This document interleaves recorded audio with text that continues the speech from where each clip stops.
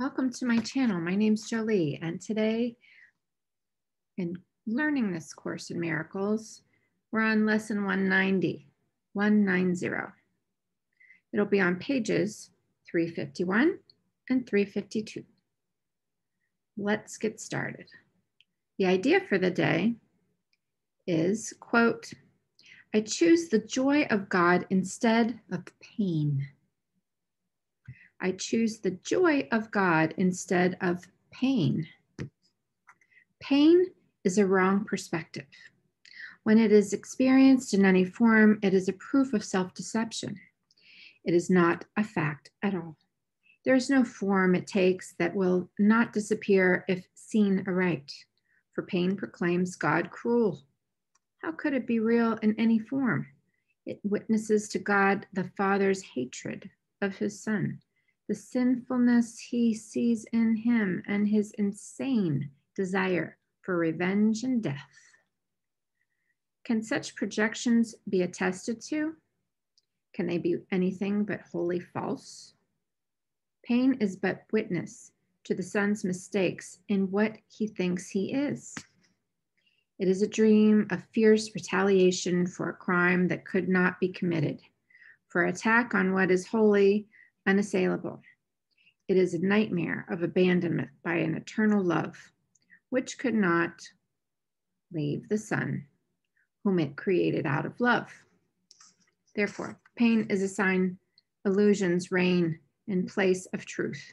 It demonstrates God is denied, confused with fear, perceived as mad, and seen as a traitor to himself. If God is real, there is no pain. If pain is real, there is no God. For vengeance is not part of love, and fear, denying love and using pain to prove that God is dead, has shown that death is victor over life. The body is the Son of God, corruptible in death, as mortal as the Father he has slain. Peace to such foolishness. This time has come to laugh at such insane ideas. There is no need to think of them as savage crimes or secret sins with weighty consequence. Who but a madam? Again, who but a madman, or madam, I guess, could conceive of them as cause of anything?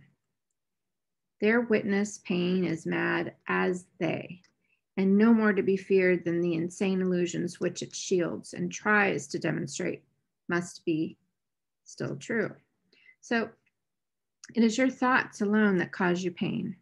Nothing external to your mind can hurt or injure you in any way. There's no cause beyond yourself that can reach down and bring oppression. No one but yourself affects you. There is nothing in the world that has the power to make you ill or sad or weak or frail.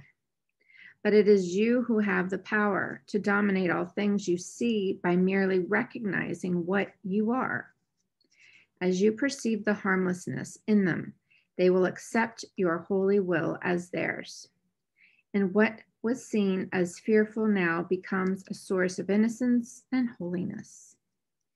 My holy brother and sister, think of this a while. The world you see does nothing. It has no effects at all. It merely represents your thoughts, and it will change entirely as you elect to change your mind and choose the joy of God and what you really want. Yourself is radiant in this holy joy, unchanging, unchanged, and unchangeable forever and forever. And would you deny a little corner of your mind its own inheritance and keep it as a hospital for pain, sickly place where living things must come at last to die? The world may seem to cause you pain, and yet the world, as causeless, has no power to cause. As an effect, it cannot make effects. As an illusion, it is what you wish. Your idle wishes represent its pains. Your strange desires bring it evil dreams.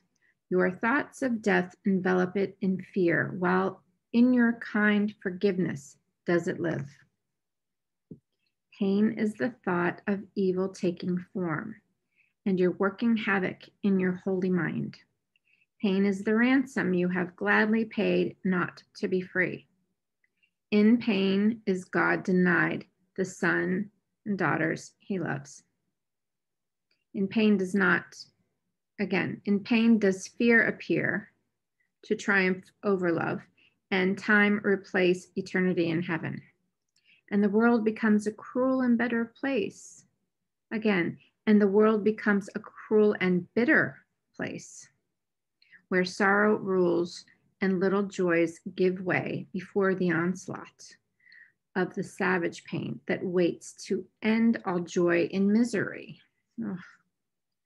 Lay down your arms and come without defense into the quiet place where heaven's peace holds all things still at last.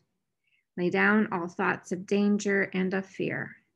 Let no attack enter with you. Lay down the cruel sword of judgment that you hold against your throat, and put aside the withering assaults with which you seek to hide your holiness. Here will you understand there is no pain. Here does the joy of God belong to you. This is the day when it is given you to realize the lesson that contains all the salvation's power. It is this: pain is illusion. Joy is reality. Pain is but sleep. Joy is awakening. Pain is deception. Joy alone is truth. And so again, we make the only choice that ever can be made. We choose between illusions and the truth, or pain and joy, or between hell and heaven. Let our gratitude unto our teacher fill our hearts as we are free to choose our joy instead of pain, our holiness in place of sin, and the peace of God instead of conflict, and the light of heaven for the darkness of the world. Lesson 190, as we consider this today, I choose the joy of God instead of pain. Subscribe so that you can follow along and get notified when I upload a video where we read A Course in Miracles. And I'll see you tomorrow.